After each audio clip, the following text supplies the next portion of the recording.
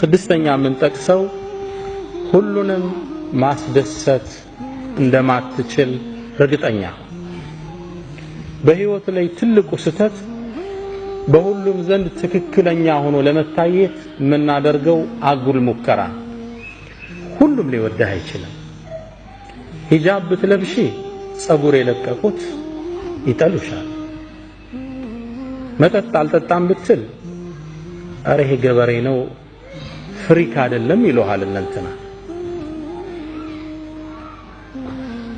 እኛ መቅጣጨት ያለብን የአላህን ውዴታና ውዴታ ሁሉም ማስደሰት አንችል ሙእሚን ግቡ ምንድነው ቅድም እንዳለው ሪዳላህ አላህ የሆነ ነገር ስናደርግ ይሄን ሰው ይወደዋል ገሌ ተጠላዋለች አይደለም ይሄን ነገር አላህ ይወደዋል አይወደውም ይሄ ብቻ ነው ሪፈረንሳችን ሁሉንም ማስደሰታችን ሰው የተለያየ ራእይ ያለው ስለዚህ በየሄድንበት እንደ ውሃ ቅርጻችን መለወጥ የለብንም ትንሽ ፍሪክ ከሆኑት ጋር ስተድ የፍሪክ ቋንቋ ማውራት አለው ሂጃብም ማይደግፉ ስታይ ጸጉርሽን በዚች ብቅ ማድረግ እነዚህ ፓርቶች ፕሪንሲፕል ያለፈ ነው ይሄ እኔ ሙስሊም ነኝ ዱንያ ላይ ግብ አለኝ ግልጽ ነው ትምህርት ቤት ላይ እንደማየው ጎረቤት ላይ እንደማየው ሰው ልሆን አልችልም እኔ ጎል አለኝ ዱንያ ላይ አንድ አባት ለልጃቸው የሰጡት ምክር እኔም ላካፍላችሁ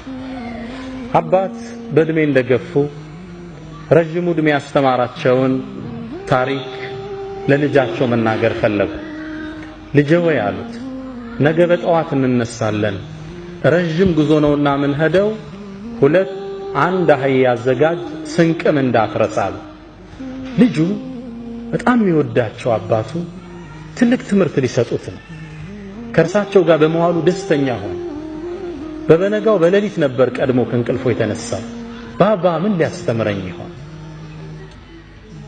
በጠዋት ተነሱ ጉዞ ጀመሩ አህያዋን እየመሩ ሄዱ መንደሮችን እየቆራረጡ አለፉ አጋጣሚ አባት ልጅ ነውና ልጁ ይደክመዋል ብለው ልጄ ሆይ አህያዋ ላይ አንተ ውጣና እኔ ነኝ ልጓማን እየጎተትኩ ወስደው አሉት ልጅም ተስማማ ላይ ቁብ አለ አባት እየጎተቱ በመንደር ጥግ አለፉ ሲያልፉ ዋርካው ስር ተሰብስበው የሚጫወቱ ማህበረሰቡ ክፍል አሉ ጉድ ተመልከት አለ አንደኛ ምን አይነት የተረገመ ዘመን ደረሰ አባት ሽማግሌ በግር እየሄደ ልጅ አህያ ላይ ተሳፍሮ እንዴት የተረገመ ዘመን ደረሰ ለአዛውንት ማይታዘንበት ዘመን አባትም ልጅም ይሄን ትችት ሰሙ መንደሯን እንዳለፉ ልጄ ሆይ ሰው እኮ ተቸነ በለኔ ላይ ልሁን አንተ ልጓሟን ይዘህ ምራን አሉት ልጅ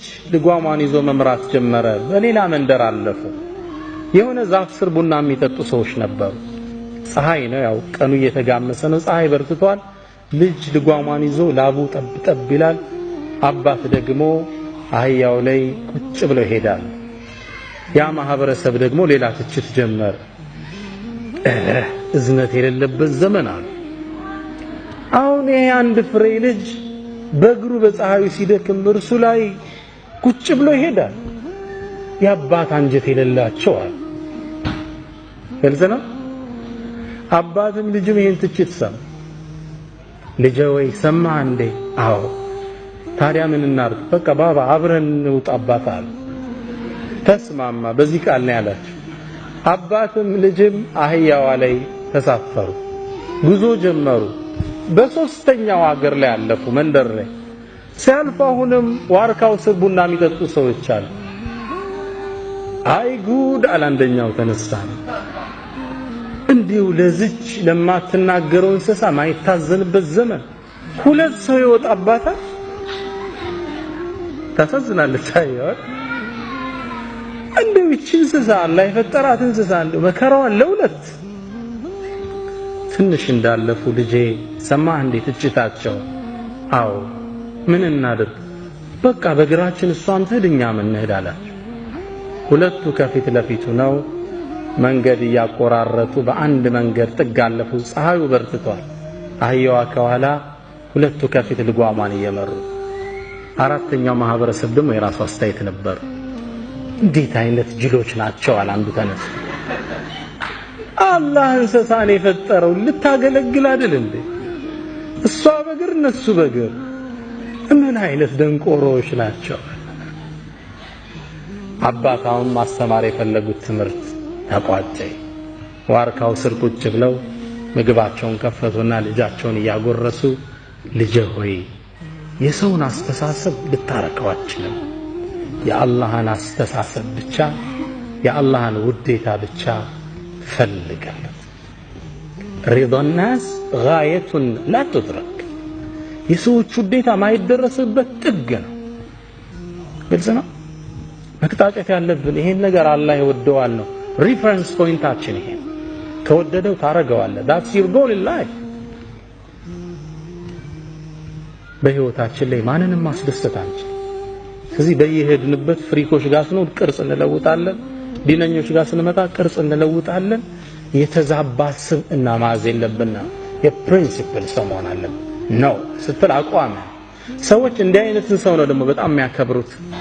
ኖ እሷ እኮ እንዲያትወድም ይባላል። ቋሚ ባህሪው አይታወቅም።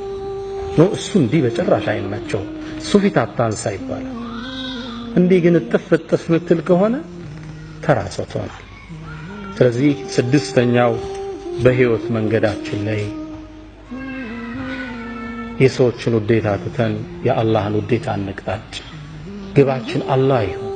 ዱንያ አጭር ነች አይደል ወንድሞች? ስንት ዓመት ከፍተኛ 50 60 ሾርት ቱ ሾርት።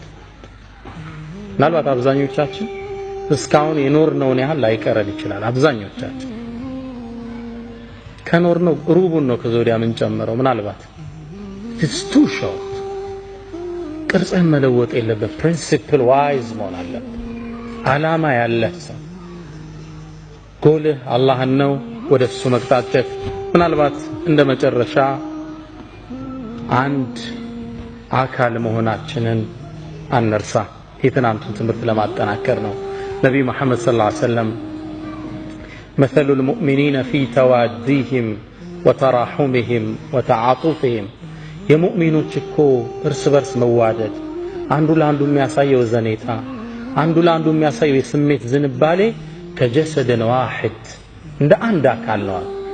ሱብሃንአላህ። የረሱል ገለጻ እንዲህ ወደ ጎን ርዝመት የለውም፣ ወደ ስር ነው ጥልቀት ያለ፣ ሆሪዞንታል አይረዝምም። ኦቲቱ ጀዋሚዕል ከሊም ነው። ነገሮችን ሰብስቤ ማስረዳት ችሎታን አላህ ሰጥቶኛል ይላል። እንዲህ አይረዝምም፣ እንዲህ ነው የሚጠልቀው።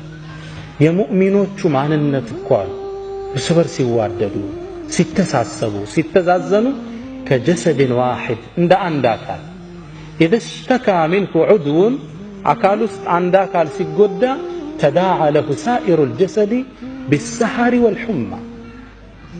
እጅህን ብትቆረጥ እንቅልፍ ይመጣ አይመጣ? ይሄ ነበር የተቆረጠው። ለምን መተኛት አይችልም? ጥርስህን አሞ እንቅልፍ ይመጣ? ጥርስ ነበር እኮ የታመመ። ሌላው ለምን አይተኛም? እጅ ለምን ነው ማያርፍ? እግር ለምን ነው አደብ ይዞ ማይተኛ? አይተኛም። አንድ ነው። የወንድምህ ጉዳት ያንተ ጉዳት ነው። የእህትሽ ውድቀት ያንቺ ውድቀት ነው። አንድ አካል። ለመጠፋፋት ማሰብ የለብንም። አብረን ለምን ወድቀው? አንዴ ይባላል እኮ ጥርስ ተበሳጨና ምላስ ላይ ዛቻን አቀረባል። ምናባዊ ወሬ ነው። ጥርስ ተበሳጭቶ ነው። አንቺ ምላስ አርፈሽ ቁጭ ካላልሽ ቀርጥፌ ነው ማሳረፍሽ አላት። ግልጽ ነው።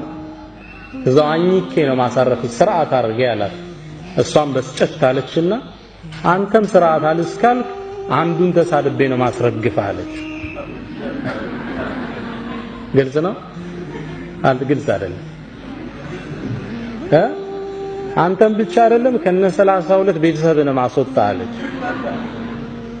መጠፋፋት ነው የሚሆን። ግልጽ ነው።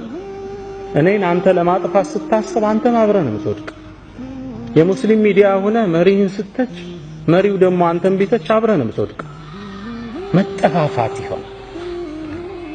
እዚህ በህይወት ጉዟችን ላይ አንድ አካል እንደሆነ እንሰብ። አንዱ ለአንዱ ጉድጓድ አይቆፍር።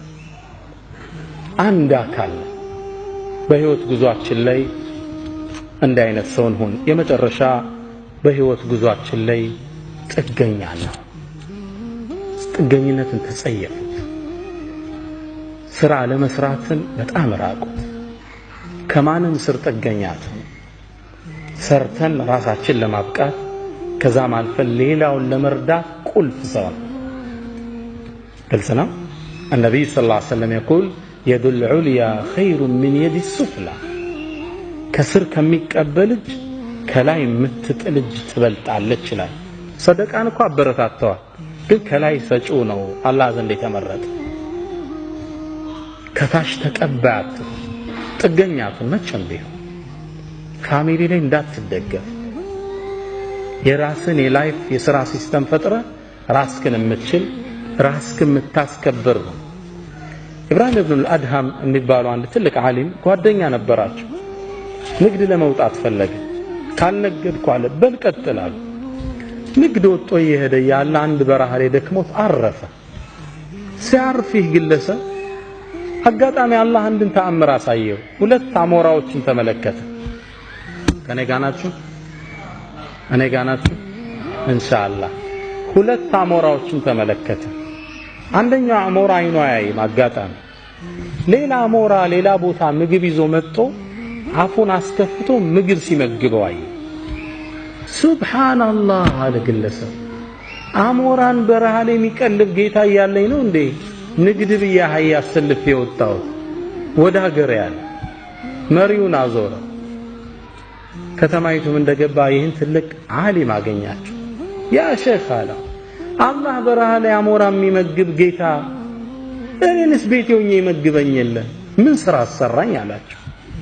ኢብራሂም ኢብኑ አድሃም በሳል ነበሩና ትክክልና አሉት። አላህ ይረዝቅሃል፣ ሪዝቅን ማየት ይነሳሃል፣ ግን ለምን ውሩ አሞራ ለመሆን መረጥክ አሉት።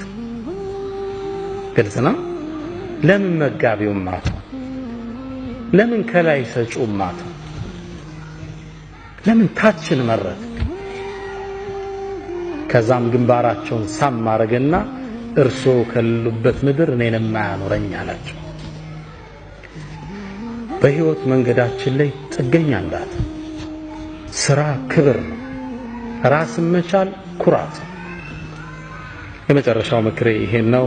በህይወት መንገዳችን ላይ ዓላማ ይኖረን፣ ጥገኛ እንሁን። ሁሉንም ማስደሰት እንደማንችል አውቀን የአላህን ደስታ እንምረጥ። መልካም ስነ ምግባር ወደ ሰዎች ልቦና የምንገባበት ቁልፍ መሆኑን አንርሳ። ሁሌም ራሳችን ላይ ተሐድሶን እናደርግ፣ ለሰዎቹ ሁሌም ቅን እንሁን። የመጨረሻው ደግሞ አንድ አካል መሆናችንን አንርሳላለሁ። ትንሽ አረዘምኩ ይመስለኛል። አላህ በሰማነው የምንጠቀም ያድርገን። ወሰለላሁ ወሰለም ወባረከ ዐላ ነቢይና ሙሐመድ። ሰላም አለይኩም።